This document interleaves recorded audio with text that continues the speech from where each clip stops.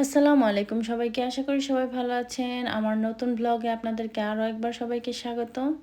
তো উইন্টার চলে যাওয়ার পর গার্ডেনটা পরিষ্কার করা হচ্ছে, কারণ সারা উইন্টারে যত ময়লা টয়লা একটু জমেছিল, তো সেগুলো পরিষ্কার করে এখন আবার এই বছরের জন্য প্রস্তুত করা হচ্ছে জমিটাকে গার্ডেন করার জন্য সুন্দরভাবে।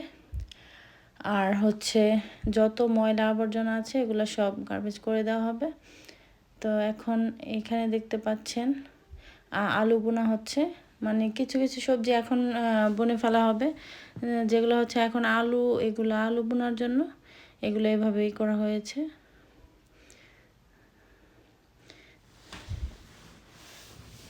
তো আমরা প্রত্যেক বছর এখানেও মানে বাংলাদেশের মতো এখানেও আমরা এরকম সবজি টবজি লাগাই, যতটুকু সম্ভব হয়। অত লাগানো হয় না, কিন্তু যতটুকু সম্ভব হয় সেটুকু লাগানো হয়। আর অনেক ভালোই, মানে আমাদের এই গার্ডেন থেকে যে কাঁচামরিচ হয় সেটা আমরা প্রায় 7-8 মাসের মতো ফ্রিজে সংরক্ষণ করে খেতে পারি। আর অন্যান্য সবজি আমাদের এখানে যে কমিউনিটি, বাঙালি কমিউনিটি অনেকে পরিচিত আছে, তাদের দেওয়া হয়। তারাও একটু মানে পেলে খুশি হয়, কারণ এত টাটকা সবজি তো সবসময় পাওয়া যায় না। তো এখানে এভাবে একদম সুন্দর করে আলুগুলো গেঁথে দেওয়া হচ্ছে। তো আমার শ্বশুর এগুলো বুনছে, দেখতে পাচ্ছেন।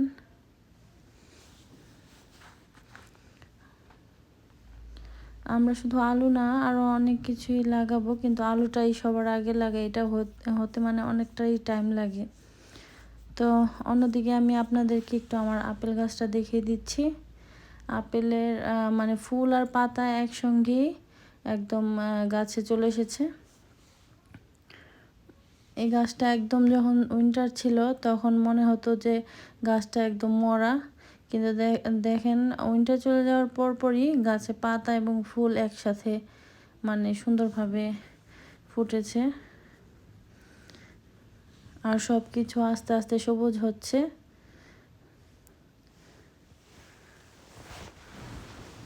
আর আশা করি আপনারা আমার পাশে থেকে আমাকে সাপোর্ট করবেন এবং লাইক শেয়ার কমেন্ট করবেন, সাবস্ক্রাইব করতে ভুলবেন না। তো আমার পাশে থাকলে অনেক কিছু আমি আরও সামনে উৎসাহ পেলে আরও কিছু শেয়ার করব। এটা আরেকটা গাছ, সেটাতেও মানে একটু একটু ফুল আসছে এখন।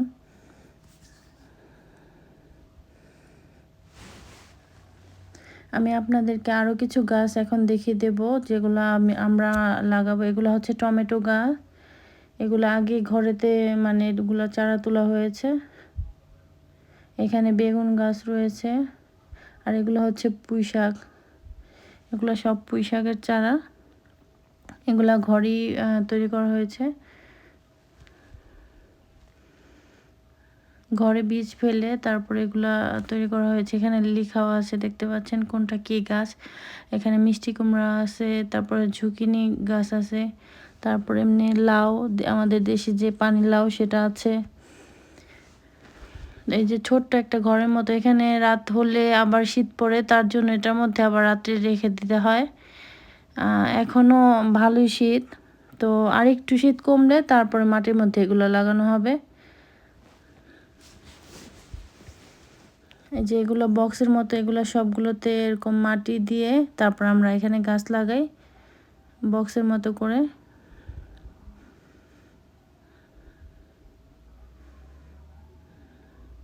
যখন পুরোপুরি সব সবজি হবে আপনাদের সাথে সবই আমি আস্তে আস্তে শেয়ার করব, এখন ভালো করে বোঝা যাবে না।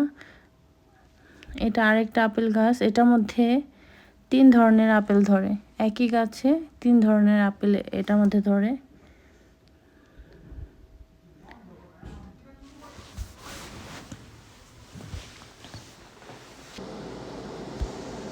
তো এরকম ছোট ছোট গাছে আমাদের এখানে মানে আপেল ধরে। তো গাছগুলো বেশি বড় বড় হতে হয় না। এটা আমাদের বড় আপেল গাছটা। এটার মধ্যে একটা পাখির খাবারও দেওয়া আছে, যাতে পাখি আসে এবং পরিবেশটা একটু সুন্দর লাগে, এজন্য পাখির খাবারও দেওয়া আছে। আর পাখিগুলো যাতে না খেয়ে চলে যায় না, এরকম এর জন্য দিয়ে রেখেছি। আর এখানে আমি রান্না বসিয়ে দিয়েছি, আজকে দুপুরের রান্না। তো আমি শুধু মাংসটা রান্না করব আগে, পরে বাকিগুলো রান্না করব। তার জন্য প্রথমে গোটা মশলাগুলো দিয়ে দিলাম। এখন চিকেন দিয়ে আমি এটাকে ভালো করে নেড়ে চেড়ে তেলের মধ্যে ভেজে নেব। পেঁয়াজ কুচি দিয়ে দিয়েছি অলরেডি, আর হচ্ছে আদা রসুন বাটা আর কাঁচামরিচ বাটা একসাথে দিয়ে আমি আর একটু নেড়ে চেড়ে মাংসটাকে একটু কষিয়ে নেব। এখন একটু ঢেকে দিচ্ছি। আর আমি মশলাটা দিয়ে দিয়েছিলাম, তো দেখাতে ভুলে গিয়েছি। এখন টমেটো পেস্ট দিয়ে দিলাম। এটা দিয়ে একটু নেড়ে চেড়ে কষিয়ে আমি টক দইটা দিয়ে দিব। এখন ভালো করে কষাতে হবে। আমি একটু পানি ব্যবহার করে নিই এটার মধ্যে। এখন দিয়ে দিলাম কাসুরি মেথি। আমার তরকারিটা হয়ে গিয়েছে, এখন আমি আর জাল দেবো না, চুলাটা বন্ধ করে দেব। দেখতে পাচ্ছেন কত সুন্দর একটা কালার চলে এসেছে। এই তো ঠান্ডা হবার পর দেখুন কত সুন্দর একটা কালার চলে এসেছে।